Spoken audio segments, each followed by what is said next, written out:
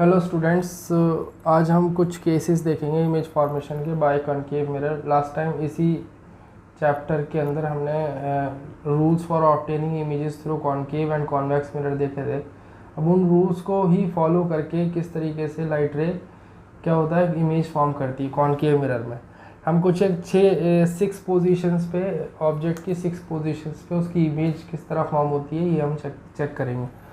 Right, case number 1 है when object placed is placed at infinity. देखो पहले तो ये जान लेते हैं कि 6 पोजीशन कौन कौन सी हैं। पहली पोजीशन है इन्फिनिटी, दूसरी पोजीशन है सेंटर ऑफ कर्वेचर से पहले यहाँ पे, राइट, सेंटर ऑफ कर्वेचर से पहले यानी बियॉन्ड सेंटर ऑफ कर्वेचर। तीसरी पोजीशन है एट सेंटर ऑफ कर्वेचर, मतलब सिर्फ सेंटर ऑफ कर्वेचर पे ही, एग्जैक्टली सेंटर ऑफ कर्वेचर पे ही अगर ऑब्जेक्ट बॉडी रखी होगी तो उसकी इमेज कैसी कहाँ बनेगी। चौथी पोजीशन है सेंटर ऑफ कर्वेचर और फोकस के बीच में, राइट। पांचवी पोजीशन है फोकस पे और छठी पोजीशन है फोकस और पोल के बीच में, राइट। इन 6 पोजीशंस पे हमें क्या चेक करना है, कॉनकेव मिरर में किस तरह इमेज फॉर्म होती है, कैसी फॉर्म होती है, क्या पोजीशन होती है। 3 चीज़ें देखनी है, एक तो देखना है उसकी पोजीशन, दूसरा देखना है उसका साइज़, तीसरा देखना है उसका नेचर। पोजीशन, साइज़ और नेचर, ये 3 चीज़ देखेंगे हर केस में, राइट। इन 6 केसेस में मतलब आपका ऑब्जेक्ट इनफाइनाइट डिस्टेंस से टूवर्ड्स कॉनकेव मिरर शिफ्ट हो रहा है, राइट। इनफाइनाइट डिस्टेंस से उसके नज़दीक आ रहा है कॉनकेव मिरर के, तो उसकी इमेज में, ऑब्जेक्ट की इमेज में किस तरीके के चेंजेस आएंगे, राइट। तो पहला केस है हमारा when object is placed at infinity. अगर ऑब्जेक्ट इनफाइनाइट डिस्टेंस पर रखा हुआ है, इन्फिनिटी पर रखा है, तो उससे जो लाइट आएगी वो पैरेलल आएगी। ये मैंने पहले भी बताया था। ये रे डायग्राम भी कुछ मिलता जुलता है पहले वाले रे डायग्राम के। जो रे डायग्राम हमने concave mirror is also known as converging mirror, इसमें इसके एक्सप्लेनेशन में बनाया था, तो ये उसी तरीके का कुछ रे डायग्राम है। उसके अंदर भी फोकस पे सारी लाइट रेस रिफ्लेक्ट होकर मिल रही थी, यहाँ पे भी फोकस पे मिल रही है। इन दोनों लाइट रेस रिफ्लेक्ट होने के बाद ये लाइट रेस कहाँ से आ रही है, किसी एक ऑब्जेक्ट से आ रही है। जो ऑब्जेक्ट इनफाइनाइट डिस्टेंस पर रखा है उससे आने वाली लाइट हम पैरेलल कंसीडर करेंगे। हम हर उस ऑब्जेक्ट से आने वाली लाइट पैरेलल कंसीडर करेंगे जो ऑब्जेक्ट कहाँ रखा है, इनफाइनाइट डिस्टेंस पर रखा है, राइट। वो पैरेलल ही एक तरीके से हो जाती हैं, क्योंकि हम ये मानते हैं कि पैरेलल लाइंस आपस में इंटरसेक्ट कहाँ करेंगी, इनफाइनाइट डिस्टेंस पे करेंगी, इन्फिनिटी पे कहीं ना कहीं जाके इंटरसेक्ट करेंगी, राइट। तो ये हम मानते हैं। तो उसका जो वाइस वर्सा है, उसका जो काउंटर पार्ट है वो ये कि अगर इनफाइनाइट डिस्टेंस से आ रही हैं तो वो पैरेलल हो जाएंगी आते आते, राइट। सो ये इस तरीके से हम पैरेलल कंसीडर करेंगे। जब वो पैरेलल होंगी तो इसका नेचर ही है इस कॉनकेव मिरर का ऐसा कि ये क्या करता है, कन्वर्ज करता है, कन्वर्जिंग मिरर कहलाता है। तो ये कन्वर्ज करके कहाँ पे बना देगा, इमेज ऑब्जेक्ट की फोकस पे बना देगा, because intersection of reflected light rays जहाँ होता है वहीं पे image of the object form होती है। तो जब रिफ्लेक्टेड लाइट रे फोकस पे मिल रही है, मतलब जो रिफ्लेक्टेड लाइट रेज है इंटरसेक्ट कर रही है फोकस पे, तो फोकस पे ही ऑब्जेक्ट की इमेज बनेगी। लेकिन ऑब्जेक्ट की इमेज बहुत छोटी होगी, very very small, very tiny, very point sized, highly diminished होगी, बिकॉज कि ये जो है बिल्कुल फोकस से थोड़ा भी ऊपर नीचे इंटरसेक्शन नहीं है, डायरेक्ट एग्जैक्ट फोकस पे है, ठीक है। तो image will be at principal focus, highly diminished and point sized, real and inverted. मतलब बहुत छोटी पॉइंट साइज होगी। रियल एंड इन्वर्टेड मतलब ये एक्चुअल लाइट रेज है जिनका इंटरसेक्शन हो रहा है, ठीक है, इमेजिनरी या वर्चुअल लाइट नहीं है। तो ये जो रियल लाइट रेज का इंटरसेक्शन है इसकी वजह से रियल इमेज बनेगी, यानी ऐसी कोई इमेज जो हम स्क्रीन पे ऑब्टेन कर सकते हैं, राइट। तो इन्वर्टेड मतलब उल्टा, मतलब उल्टी इमेज बनती है। रियल इमेज ज़्यादातर उल्टी बनती है, ठीक है। So this is what the case 1 is. And the case 2 which we have to discuss now is when object is placed beyond centre of curvature, beyond centre of curvature. अगर हमारा object centre of curvature से पहले रखा हो, beyond रखा हो, ठीक है, तो इमेज कैसी बनेगी।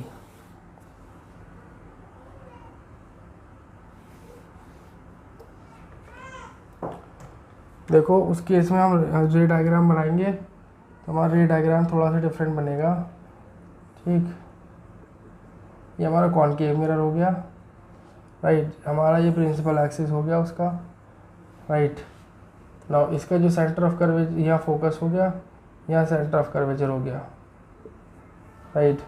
अब हमारा ऑब्जेक्ट रखा है यहाँ, ठीक। ये मैंने ऑब्जेक्ट रख दिया A B, right. This is the object, ठीक है, इनफाइनाइट डिस्टेंस पे रखा था तो ऑब्जेक्ट दिखेगा नहीं वहाँ से तो, ठीक है। तो ये A B centre of curvature से पहले जो ऑब्जेक्ट रखा है इससे एक लाइट रे पैरेलल जाएगी, parallel to what, parallel to principal axis, right, principal axis of the concave mirror.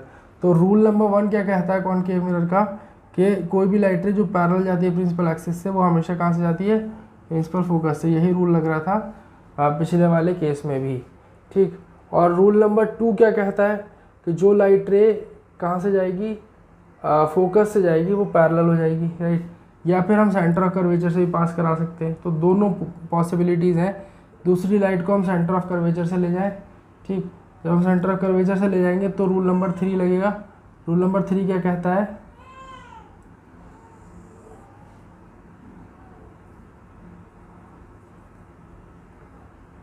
Right, ये सेंटर ऑफ कर्वेचर से जा रही है लाइट रे।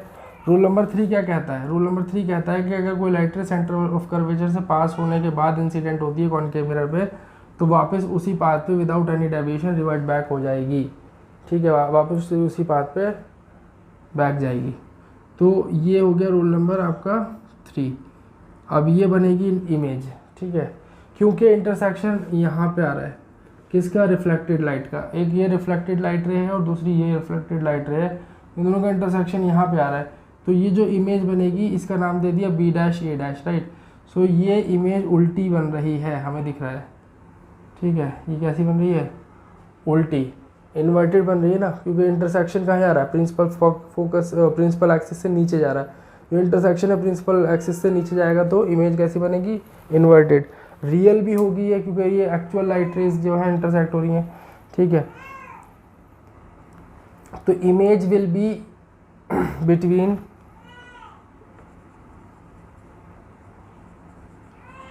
Centre of curvature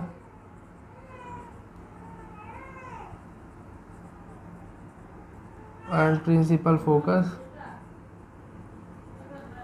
right. दूसरा ये कैसी होगी, smaller than the size of the object. देखो हमें दिख रहा है ऑब्जेक्ट बड़ा है, smaller than the size of the object, right. Object बड़ा है, इमेज छोटी बनती है। और कैसी होगी, real and inverted, real and inverted, right, real and inverted बनेगी। तो ये हो गया केस 2 हमारा, ठीक है। इसमें हमें याद रखना है कि ये चीज़ें याद रखनी है, जब भी ऑब्जेक्ट सेंटर ऑफ कर्वेचर रखा जाएगा, सेंटर ऑफ कर्वेचर से पहले रखा जाएगा, बियॉन्ड सेंटर ऑफ कर्वेचर रखा जाएगा, तो इमेज की ये प्रॉपर्टीज़ होंगी। फिर this is our case number 3 when object is placed at centre of curvature. तो थर्ड पोजीशन है, जब ऑब्जेक्ट सेंटर ऑफ कर्वेचर पे शिफ्ट हो जाएगा तो कैसी इमेज बनेगी। देखो पहली लाइट रे जा रही है, पैरेलल हो जाएगी रिफ्लेक्शन के बाद फोकस से, क्योंकि रूल नंबर 1 कहता है पैरेलल होगी तो फोकस से जाएगी, राइट। अगर फोकस से जाएगी तो फिर क्या हो जाएगी, वो पैरेलल हो जाएगी। अगर फोकस से पास करेगी लाइट रे तो पैरेलल हो जाएगी, रूल नंबर 2 है कॉनकेव मिरर का, राइट। सो यहाँ पे इंटरसेक्शन हो रहा है रिफ्लेक्टेड लाइट रेज का, तो इस पॉइंट ऑफ इंटरसेक्शन पे क्या बनेगी, इमेज बनेगी, और इन्वर्टेड बनेगी क्योंकि इंटरसेक्शन आ रहा है प्रिंसिपल एक्सिस के नीचे, right.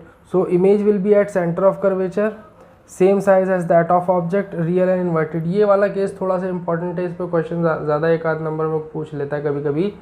What is the position of the object when the image formed is at centre of curvature, right. या फिर ये पूछ लेता है what is the position of the object when the size of the image is same as that of the size of the object, right. आपको बताना है कि अगर इमेज का साइज ऑब्जेक्ट का साइज सेम है तो फिर ऑब्जेक्ट किस पोजीशन पे रखा है, राइट। किस पोजीशन पे ऐसा होता है कि इमेज की और ऑब्जेक्ट की साइज क्या होता है, सेम होता है, right. This is case number 3। Now case number 4। See case number 4 is when object is placed between center of curvature, between center of curvature and principal focus, right। मतलब और आगे shift हो गई, और आगे अगर शिफ्ट हो जाएगी यानी सेंटर ऑफ कर्वेचर से और आगे ऑब्जेक्ट अगर शिफ्ट हो जाएगा तो फिर इमेज कैसी बनेगी। तो हमारा रे डायग्राम कैसा होगा, ये हमारा कॉनकेव मिरर,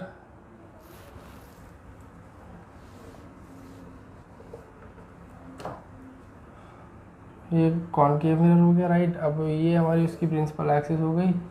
उसके बाद देखो, अगर यहाँ पे आपका फोकस है, यहाँ पे आपका सेंटर ऑफ कर्वेचर है, और इमेज आ गई यहाँ पे, ऑब्जेक्ट आ गया यहाँ पे ए बी, राइट। कहाँ पे आ गया? सेंटर ऑफ कर्वेचर फोकस के बीच में। तो एक लाइट रे जाएगी पैरेलल, तो वो कहाँ से जाएगी? फोकस से जाएगी। एक ऑप्शन है लाइट रे के पास, राइट। दूसरी लाइट रे कहाँ से जाएगी? अगर पोल पे पड़ गई तो कैसे जाएगी? पोल पे पड़ गई तो ऐसे रिफ्लेक्ट होगी कि जैसे ये प्रिंसिपल एक्सिस उसका नॉर्मल है, right.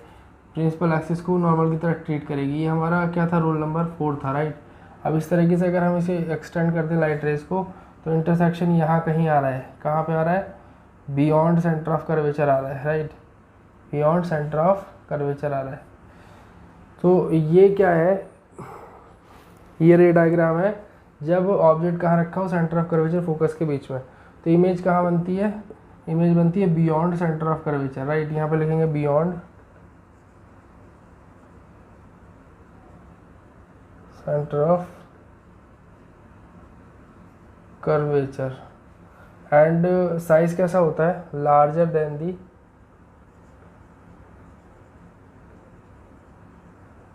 Size of the object, size of the object. और ऑब्वियसली कैसी होगी? Real and inverted, real and inverted, right. So ये तीन प्रॉपर्टीज इमेज की हो गई। ये रे डायग्राम हो गया, और ये पोजीशन ऑफ द ऑब्जेक्ट हो गई, केस नंबर 4, राइट। अब देख रहे हो तुम, हम यहाँ नोट कर सकते हैं कि जैसे जैसे ऑब्जेक्ट शिफ्ट हो रहा है टुवर्ड्स द मिरर, वैसे वैसे इमेज कहाँ जा रही है? अवे फ्रॉम द मिरर, ठीक है, और बड़ी भी होती जा रही है, राइट। इस चीज़ को नोटिस में रखना है, मतलब इस चीज़ को ध्यान रखना है।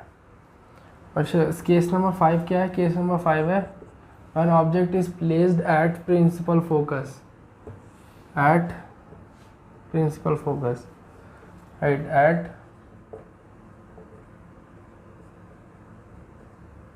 प्रिंसिपल फोकस पे अगर आ जाता है ऑब्जेक्ट, तो फिर इमेज कैसी बनेगी?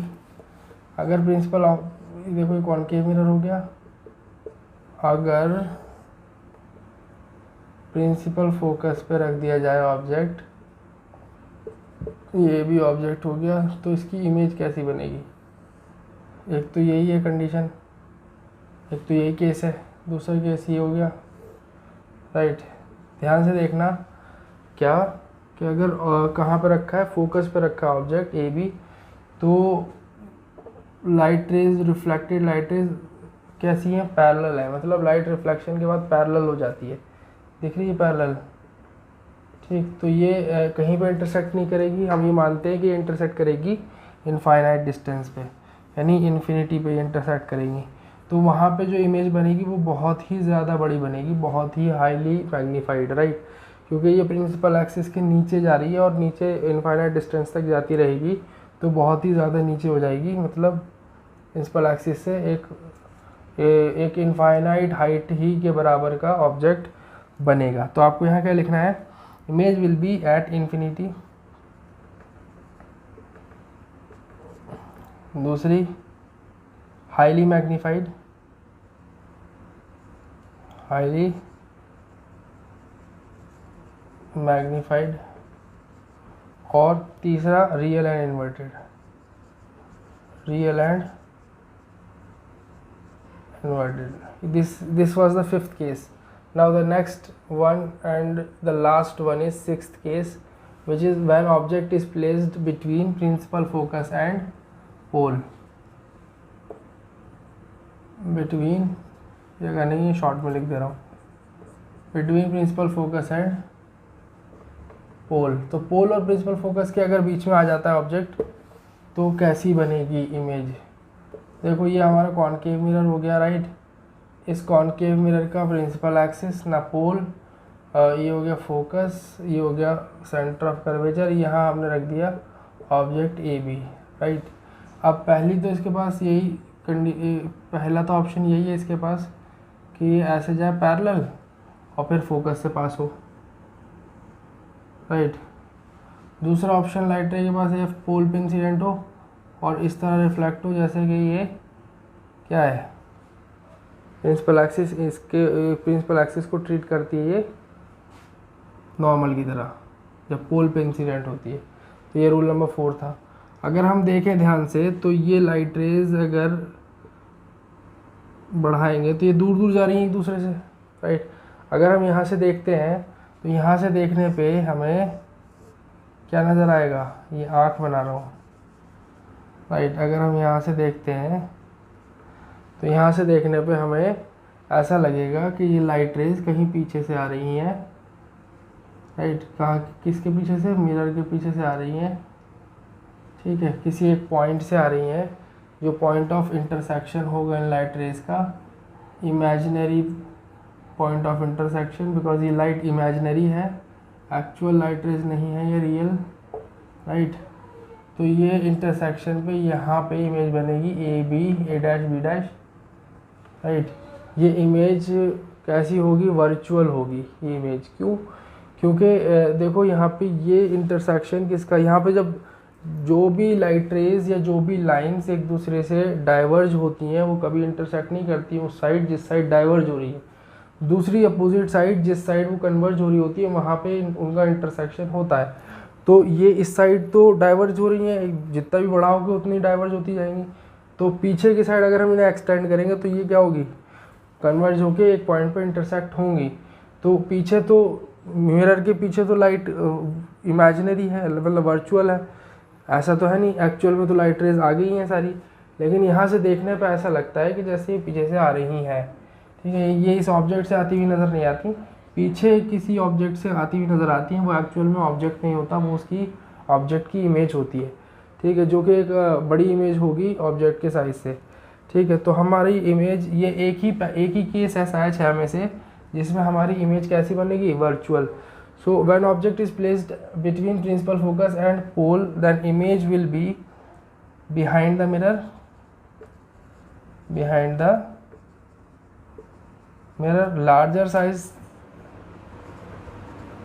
larger than the size of the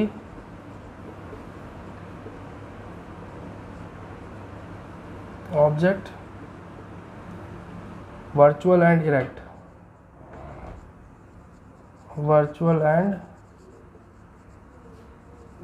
ठीक है। तो ये 3 प्रॉपर्टीज़ हैं। ये एक केस बहुत इंपॉर्टेंट है क्योंकि इसके अंदर वर्चुअल इमेज बनती है, एक ही ऐसा है जिसमें वर्चुअल बनती है, और दूसरा साइज़ इक्वल होता है जिसमें मतलब वो केस जिसके अंदर ऑब्जेक्ट का और इमेज का साइज़ सेम था, मतलब कौन सा, case number 3, when object is placed at centre of curvature. वैसे आपको सभी याद रखने हैं, सभी केसेस में कहाँ पे ऑब्जेक्ट होने पे कहाँ पे इमेज बनती, कैसी इमेज बनती, क्या साइज़ होता है, right. So these are the cases, 6 cases when object is placed at different 6 positions in front of a concave mirror. अब आ जाते हैं हम cases of image formation by a convex mirror पे, right, convex mirror. So convex mirror में क्या हो जाएगा, देखो इसके अंदर 2 ही केस होते हैं, 6 नहीं होते। क्यों? क्योंकि देखो कॉन्वेक्स मिरर में मैंने बताया था आपको कि कॉन्वेक्स मिरर, सपोज ये कॉन्वेक्स मिरर है, राइट, ये इसकी प्रिंसिपल एक्सिस हो गई, ठीक। अब ये अगर देखें इसका कर्वेचर कैसा है, इस तरह इसका स्फीयर ऐसे बनेगा, राइट। तो इसका pole, principal focus, centre of curvature, focal length, radius of curvature, सब कुछ बिहाइंड द मिरर होता है।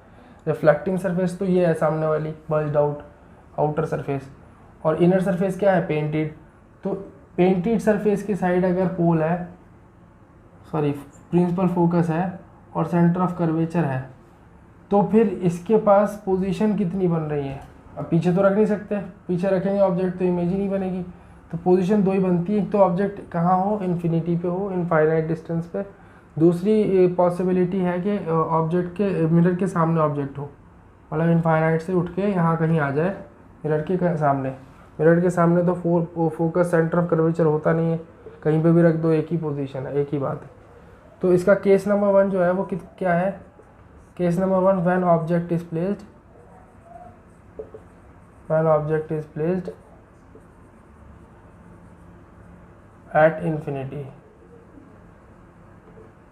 राइट, इन्फिनिटी पर रखा है अगर ऑब्जेक्ट, तो इमेज कैसी बनेगी, है ना। इन्फिनिटी से हमेशा पैरेलल आती है लाइट रेज, राइट, इन्फिनिटी से पैरेलल आती हैं और रिफ्लेक्ट इस तरह करेंगी जैसे सेंटर ऑफ, जैसे फोकस से जा रही हो, फोकस से आ रही हो, राइट। ये हमने रूल में देखा था, ये भी ऐसी ही जाएगी इस तरीके से, ठीक है। रिफ्लेक्शन के बाद इस तरीके से रिफ्लेक्ट होगी ये लाइट रेज, ठीक, कि जैसे ये मिरर के पीछे फोकस से आ रही है, ठीक। तो इसके अंदर जो इमेज बनेगी वो कैसी बनेगी, फोकस पे बनेगी, वर्चुअल एंड इरेक्ट बनेगी, और पॉइंट साइज बनेगी हाईली डिमिनिश्ड, ठीक है। तो image will be first point is at principal focus behind the mirror,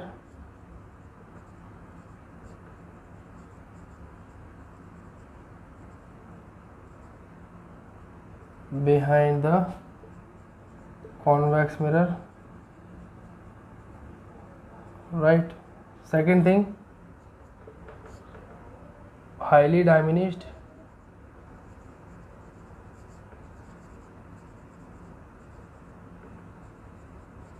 and third thing, virtual and erect, virtual and erect, ठीक है भाई। सो ये पहला केस हो गया। अब मैंने बताया था सिर्फ 2 ही केस पॉसिबल हैं। तो दूसरा केस क्या है, when object is placed in front of A convex mirror, in front of convex mirror, right. Convex mirror के सामने अगर रखा ऑब्जेक्ट तो इमेज कैसी बनती है, देखो रे डायग्राम चेंज करते हैं। अगर ये कॉन्वेक्स मिरर है, राइट, इसकी ये प्रिंसिपल एक्सिस है, ये पोल हो गया, राइट। फोकस पीछे, सेंटर ऑफ कर्वेचर पीछे। अगर सामने कहीं पे एक ऑब्जेक्ट ए भी रखा हुआ है तो पहली लाइट रे तो ऐसे जाएगी पैरेलल, रूल नंबर 1 के अकॉर्डिंग इस तरह रिफ्लेक्ट होगी जैसे फोकस से आ रही हो, राइट। दूसरी लाइट रे जाएगी पोल से, पोल पे इंसिडेंट होगी, पोल पे इंसिडेंट होने के बाद रिफ्लेक्ट इस तरह होगी जैसे प्रिंसिपल एक्सिस क्या हो, नॉर्मल हो। तो ये कहाँ से आती हुई नज़र आएगी, पीछे से आती हुई नज़र आएगी। कहाँ से, पीछे से। अगर यहाँ से देखेंगे तो ये लाइट रे भी पीछे से आती हुई नज़र आएगी ऐसे, और ये वाली लाइट रे भी पीछे से आती हुई नज़र आएगी। ये दोनों ही किसी इस पॉइंट से आती हुई नज़र आएंगी, राइट। सो ये जो पॉइंट ऑफ इंटरसेक्शन है, यहाँ पे बनेगी image A dash B dash, right, pole और फोकस के बीच में, ठीक है भाई। तो हम यहाँ पे इमेज लिखेंगे, इमेज की प्रॉपर्टीज, इमेज विल बी पहला between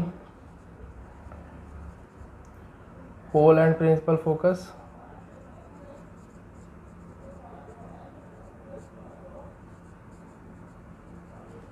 behind the convex mirror, right। दूसरी चीज़ क्या, इसका size smaller than the size of the object, दिख रही है छोटी, smaller than the size of the object, right. तीसरी चीज़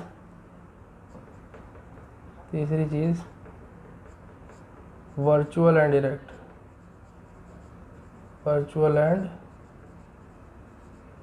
तो ये हो गए आपकी 3 properties of the image formed by a convex mirror when object is placed in front of it, right. So ये 2 केस ये और 6 केस वो, तो टोटल हो गए 8 केस। ये 8 केसेस में आपको हर पॉइंट याद रखना है जो मैंने बताया, और रे डायग्राम की प्रैक्टिस करनी है। सो नेक्स्ट हम देखेंगे साइन कन्वेंशन। तो हम sign convention for reflection by spherical mirrors देखेंगे।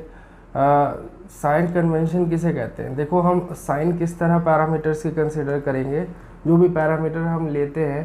सी अगर किसी कॉन्केव या कॉन्वेक्स मिरर के सामने कोई ऑब्जेक्ट रखा है तो उस ऑब्जेक्ट की जो डिस्टेंस है, object distance from the mirror, right, from the mirror is known as is denoted by U and known as object distance. So ये जो है ऑब्जेक्ट डिस्टेंस है u, ये v क्या है, ये इमेज डिस्टेंस है। Image distance meaning the image the distance at which the image is formed from the concave mirror और convex mirror, whatever mirror we are having. And this is focal length, we know focal length है ये f, small f, right. And this is radius of curvature and this is height of object, right? AB is object and H1 is the height of object, H2 is the height of image, right? So अगर हम 2D Cartesian plane के बारे में जानते हैं जिसमें दो access होते हैं x और y एक्सेस, तो उसको अगर हम यहाँ पे इमेजिन करें तो उससे हमें सब कुछ समझ में आ जाएगा कि क्या सीन है। यहाँ पे देखना, अगर ये y एक्सिस की जगह पे रखा हुआ है हमारा कॉन्केव मिरर और principal axis of the concave mirror अगर x एक्सिस के अलॉन्ग है, तो हमें ये देखना है कि x और y एक्सिस पे किस साइड पॉजिटिव मेजरमेंट्स लेते हैं हम, किस साइड नेगेटिव लेते हैं, किस साइड स्केल नेगेटिव होती है, किस साइड पॉजिटिव, राइट। सो ये देखना है।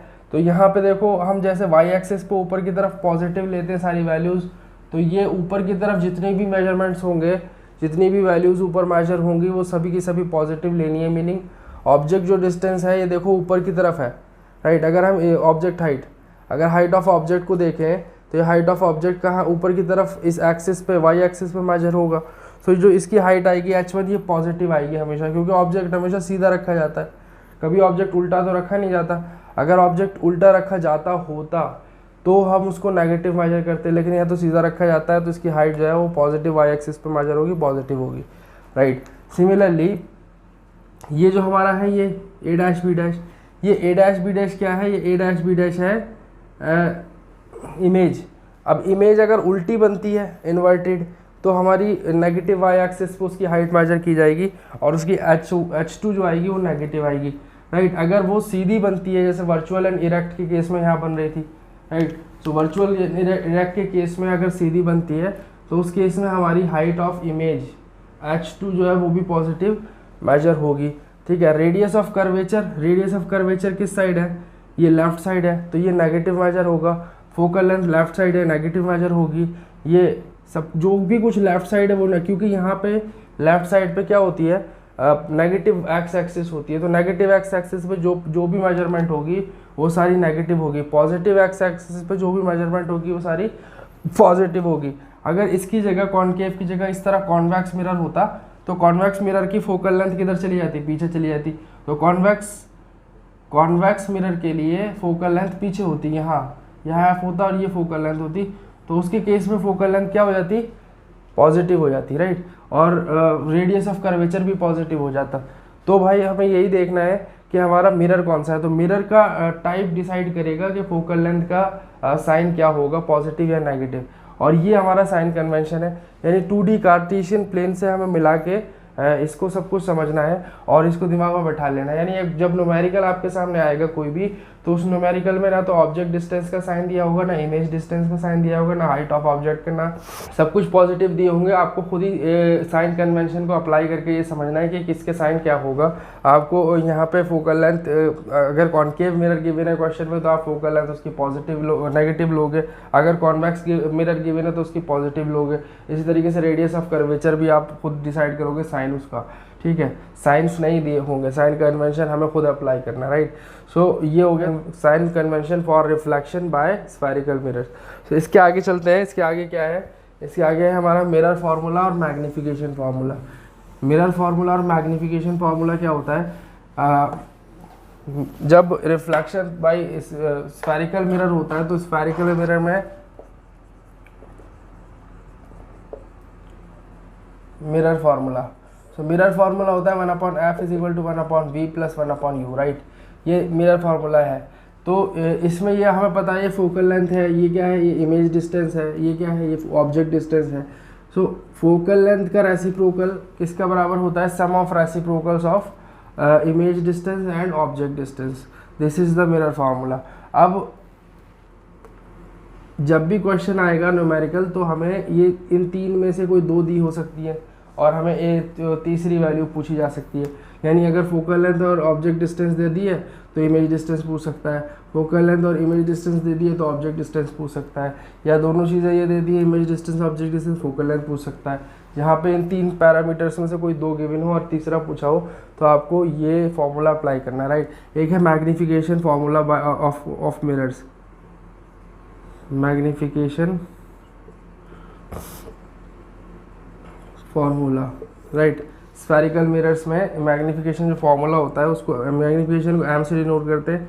This is equal to what, this is equal to H2 upon H1 और equal to minus V upon U, right. तो ये heights of image, height of image to the height of object का ratio होता है। It is the ratio of height of image to the height of object, या size of image to the size of object, right. और अगर हम object distance और image distance के ratio के टर्म्स में बात करें मैग्निफिकेशन की, तो उसमें हम माइनस साइन कंसीडर करते हैं, राइट। अब मैग्निफिकेशन का मतलब क्या होता है? मैग्निफिकेशन का मतलब होता है कि इमेज ऑब्जेक्ट की रिस्पेक्ट में कितनी बड़ी या कितनी छोटी है, या उसके साइज़ का कितने टाइम्स है, राइट। ऑब्जेक्ट के साइज़ का कितने टाइम्स है, राइट। जैसे फॉर एग्जांपल सपोज अगर हम बात करें कि अगर फॉर एग्जांपल प्लेन मिरर्स की बात करें, तो प्लेन मिरर्स में क्या होता है, हमने स्टार्टिंग में प्लेन मिरर के अंदर जो इमेज बनती है उसकी प्रॉपर्टीज़ में देखा था, size of image is same as that of object. ये होता है किसमें?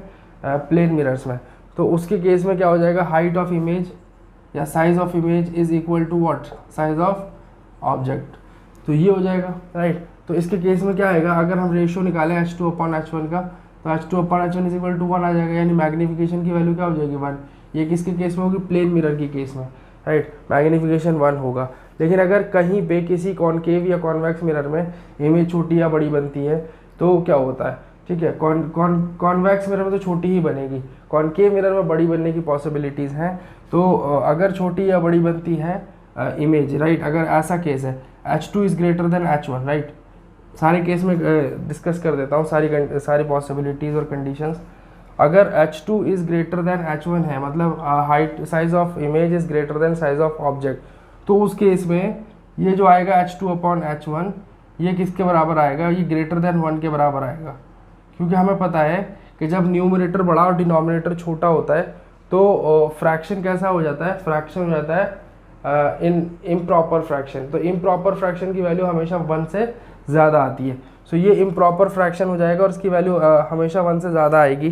किस केस में? जब size of image is more than the size of object. So ये हो गया। इस केस में मैग्निफिकेशन क्या आएगा, मोर देन 1 आएगा, यानी ग्रेटर देन 1, राइट। दूसरी कंडीशन है, अगर H2 और H1 में H1 बड़ा हो और H2 छोटा हो, राइट, यानी कि आपकी जो साइज ऑफ इमेज है वो बहुत छोटी बने, किससे? साइज ऑफ ऑब्जेक्ट से। तो साइज ऑफ ऑब्जेक्ट अगर ये ऐसा हो जाएगा कंडीशन, फिर उस केस में ऐसे ही लिख लो, कन्फ्यूजन ना हो इसलिए H2 पहले ही लिख लो। H2 is less than H1, अगर साइज ऑफ इमेज छोटी है साइज ऑफ ऑब्जेक्ट से, तो क्या होगा, ये जो रेशो आएगा H2 अपॉन H1 का वो भी लेस देन 1 आएगा। तो इसका मतलब मैग्निफिकेशन इज़ लेस देन 1, यानी कि 1 से कम आएगा मैग्निफिकेशन। देखो ये प्रॉपर फ्रैक्शन हुआ। प्रॉपर फ्रैक्शन में क्या होता है, न्यूमरेटर छोटा होता है हमेशा, डिनोमिनेटर बड़ा होता है। तो प्रॉपर फ्रैक्शन की वैल्यू हमेशा 1 से कम आती है, 0.23, 0.21, 0.7, 0.8, 0.9 तक, हमेशा 0.99 तक आ सकती है। तो ये क्या है, 1 से कम ही आएगी हमेशा मैग्निफिकेशन की वैल्यू। तो हम मैग्निफिकेशन को देख के डिसाइड कर सकते हैं, मैग्निफिकेशन की वैल्यू को देख के डिसाइड कर सकते हैं कि जो साइज़ ऑफ इमेज है वो साइज़ ऑफ ऑब्जेक्ट से कम है या साइज़ ऑफ ऑब्जेक्ट से ज़्यादा है।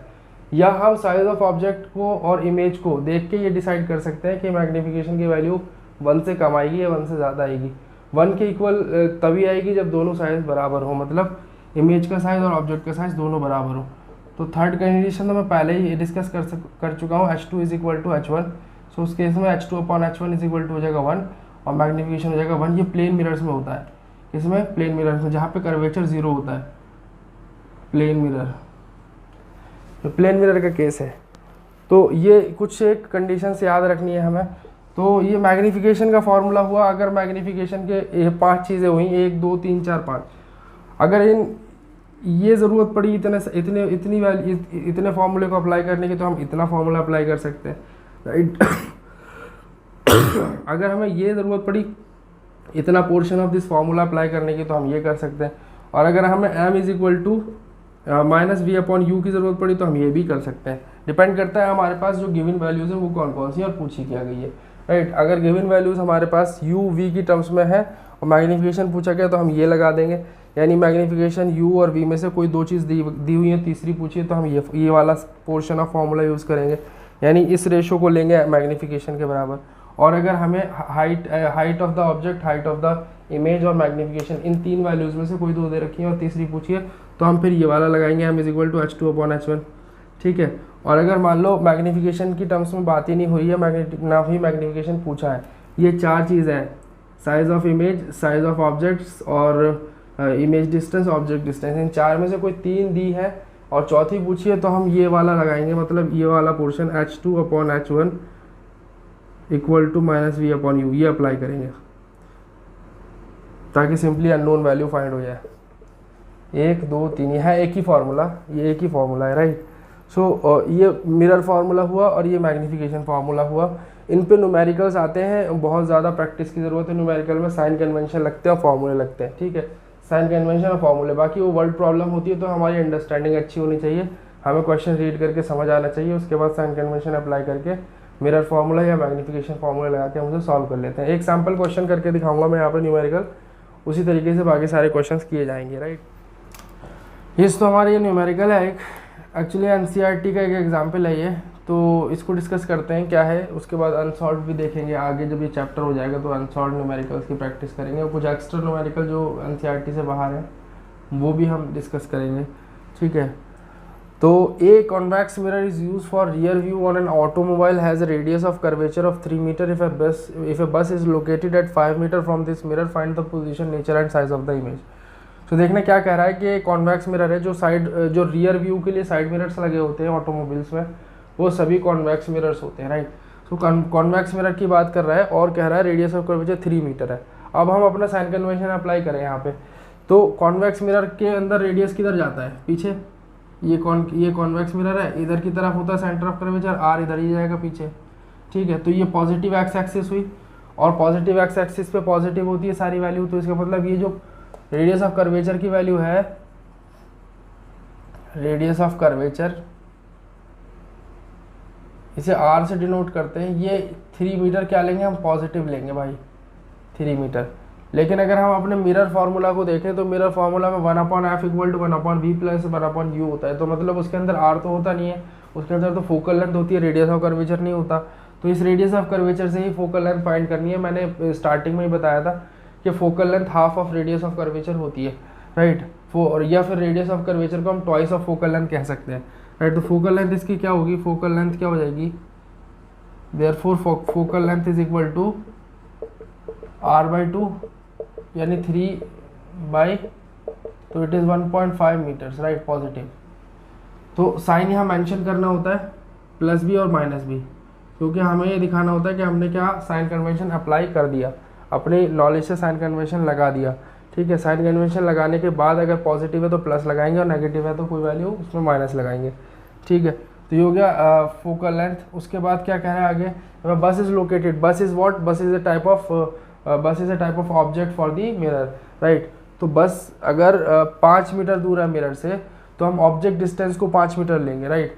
ऑब्जेक्ट डिस्टेंस 5 मीटर है, इसका मतलब क्या हुआ, ऑब्जेक्ट डिस्टेंस को हम किससे डिनोट करते हैं, u से डिनोट करते हैं, स्मॉल u से, राइट। और ऑब्जेक्ट हमेशा सामने रखा जाता है मिरर के, कभी पीछे ऑब्जेक्ट नहीं रखा जाता। मिरर के पीछे ऑब्जेक्ट रखा जाएगा तो इमेज बनेगी, नहीं बनेगी। तो ऑब्जेक्ट चाहे कैसा भी हो सीधा रखा जाएगा और सामने रखा जाएगा, तो उसकी हमेशा ऑब्जेक्ट डिस्टेंस नेगेटिव लेनी है, क्योंकि अगर हम सामने रखते हैं मिरर के तो वो हमेशा क्या नेगेटिव एक्स एक्सिस की तरफ मेजर होगी उसकी ऑब्जेक्ट डिस्टेंस। सो इसके लिए हम क्या लेंगे, इसको नेगेटिव, यानी -5 मीटर, राइट, -5 मीटर। ये माइनस ही शो कर रहा है, हमने साइन कन्वेंशन अप्लाई कर दिया। अब इन्हीं साइंस के साथ हमें वैल्यूज रखनी है मिरर फार्मूला में, राइट। कह रहा है कि find the position, nature and size. 3 चीज़ पूछी है, पोजीशन, नेचर और साइज। पोजीशन मतलब कहाँ बनेगी उसकी इमेज बस की, और नेचर मतलब कैसी बनेगी, यानी रियल या वर्चुअल। उसके बाद साइज यानी कि कितनी बड़ी बनेगी, राइट। तो अगर हम पोजीशन निकालें तो मिरर फार्मूला लगाएंगे। मिरर फार्मूला क्या कहता है, मिरर फार्मूला यहाँ लिखेंगे by mirror formula, by mirror formula 1/f is equal to 1/v plus 1/u। So यहाँ पे हम 1/f की वैल्यू क्या रखेंगे, 1.5, 1/1.5 is equal to 1/v। v की मतलब क्या हो गया, हमें फाइंड ही करना है पोजीशन ऑफ इमेज, ठीक है। हाँ, find the position of the image, तो इमेज की पोजीशन v होती है, तो v हमें फाइंड ही करना है, v को अननोन रखेंगे ऐसे ही, प्लस 1/u। u की वैल्यू क्या है, u की वैल्यू है -5, तो -5 इस तरह रखेंगे, राइट, -5।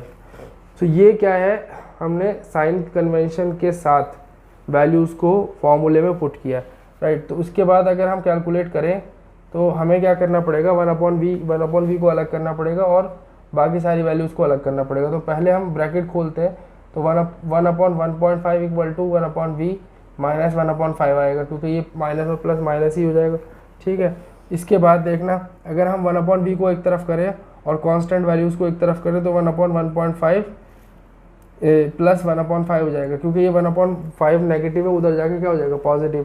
सो अब इसके बाद क्या लेना है हमें, एलसीएम। एलसीएम लेंगे तो क्या आएगा एलसीएम, 5 और 15 का एलसीएम क्या होता है 5 और 15 का एलसीएम 15 होता है, लेकिन यहाँ पे 0.5 है, तो 0.5 यहाँ पे यही आएगा एलसीएम,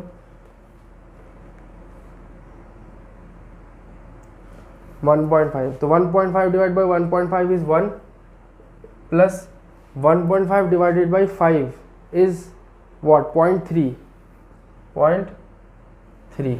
ठीक है। जब इसको 1.5 को 5 से डिवाइड करोगे तो 0.3 आएगा, राइट। 0.3 इंटू 1 इज 0.3, 0.3 रख दिया हमने। 1/v इक्वल टू क्या आएगा, 1/3 upon 1.3 upon 1/v is equal to 1.3 upon 1.5। तो ये वैल्यू किसकी आई है, 1/v की आई है, लेकिन हमें तो चाहिए v, तो v क्या आ जाएगा, v आ जाएगा 1.5 अपॉन 1/3, 1.5 अपॉन 1.3 v की वैल्यू हुई। तो इसके अंदर देखना, अगर हम डेसिमल से डेसिमल हटाते कोई दिक्कत नहीं, क्योंकि यहाँ पे भी एक डिजिट से पहले डेसिमल है, यहाँ पे भी एक डिजिट से पहले डेसिमल है, तो हमें v मिल जाएगा 15/13। तो अब अगर हम डिवाइड करें तो आ जाएगा 13 1 13, क्या बचा 2 रिमेनिंग, डेसिमल लगा के 0 आ गया। फिर अगेन 13 1 13, क्या बचा 7, डेसिमल लगा हुआ है तो 0 लग जाएगा, 70 हो गया। अब 13 से कितने टाइम जाएगा, उसके बाद ये 5 टाइम्स चला जाएगा, right. So v is equal to 1.15, v is equal to 1.15, ये पॉजिटिव आया, ये क्या आया, पॉजिटिव, यानी 1.15 मीटर्स दूर होगी इमेज किसकी, बस की। नाउ ये कैसा है, v पॉजिटिव, पॉजिटिव का मतलब होगा ये कहाँ, पीछे ऑफ मिरर के पीछे, मिरर के पीछे, यानी कैसी बनेगी, मिरर के पीछे कैसी बनती है, वर्चुअल ना। अब बात करते हैं हम किसकी, साइज ऑफ इमेज की। तो ध्यान से देखना, अगर यहाँ पे किसी भी साइज पूछा है ना, तो अगर हमें मैग्नीफिकेशन गिवन होता, ठीक है, या फिर मैग्नीफिकेशन ना गिवन होता, हमें कम से कम साइज ऑफ ऑब्जेक्ट गिवन होता, तो हम साइज ऑफ इमेज एग्जैक्ट निकाल देते, लेकिन अभी यह साइज ऑफ ऑब्जेक्ट नहीं गिवन है। तो जो साइज ऑफ इमेज हम बताएंगे वो एग्जैक्ट वैल्यू नहीं बता पाएंगे, हम क्या बताएंगे, कितने टाइम्स है, राइट। ऑब्जेक्ट के साइज़ की कितने टाइम्स है, ऑब्जेक्ट के साइज़ की कितने टाइम्स है, कैसे बताएंगे, रेशियो निकालेंगे -v/u। तो जो मैग्नीफिकेशन की वैल्यू आएगी ना m की, वो उतने ही टाइम्स हमारी इमेज होगी, साइज ऑफ इमेज होगी किसके, साइज ऑफ ऑब्जेक्ट के। So m is equal to what, m is equal to -v/u होता है, ये मैग्नीफिकेशन फॉर्मूला से होता है। अब यहाँ पे वैल्यूज़ रख दें, अगर हम -v की वैल्यू हो गई 1.15, राइट, अपॉन u की वैल्यू होती है कितनी, -5, ठीक है। तो ये आ जाएगा 1.15 अपॉन 5, राइट। अगर हम इसको कैलकुलेट करें तो हमें मिलेगा 0.23, 0 लगा दिया, ठीक है। तो ये आ गया 11, 5 2 10, बचा 1, 1 5 15, 5 3 15, तो 0.23 ये पॉजिटिव वैल्यू आई है, प्लस 0.23, इसका मतलब क्या हुआ, ये 1 से कम है, ये क्या है, 1 से कम। तो 1 से कम का मतलब हुआ कि height of size of image is less than size of object. Size of image जो है वो छोटी है, मतलब साइज छोटा बनेगा इमेज का ऑब्जेक्ट से, ठीक है। देयरफॉर द इमेज, देयरफॉर यहाँ लिखेंगे ए वर्चुअल इमेज of 0.23 times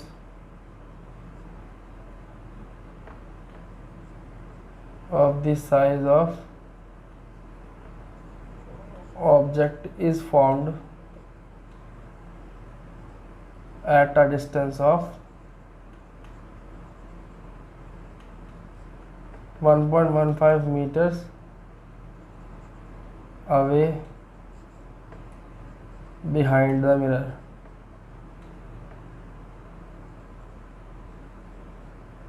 समझ आ गया? A virtual image of 0.23 times of the size of size of object is formed at a distance of 1.15 meter away behind the mirror. समझ में आ गया? इसमें तीनों चीज़ें बता दी हमने। एक तो इसका नेचर बता दिया, वर्चुअल बनेगी, और दूसरा कितने टाइम्स बनेगी साइज ऑफ ऑब्जेक्ट के, यानी एक तरीके से साइज बताया। उसके बाद कहाँ बनेगी, यानी पोजीशन बताई। समझ में आई? तीनों चीज़ें हो गई। So this is how we have to solve all the numericals. ये क्वेश्चन नंबर 1 है, ये एनसीईआरटी एग्जाम्पल है, ठीक है। तो इसके अलावा जो क्वेश्चन हैं हम डिस्कस करेंगे एक बार थ्योरी पार्ट ख़त्म हो जाने के बाद। हमारा सारा चैप्टर हो जाएगा, उसके बाद हम न्यूमेरिकल्स करेंगे, लेंस फार्मूला पे भी और मिरर फार्मूला पे भी practice, right. So that's it for today.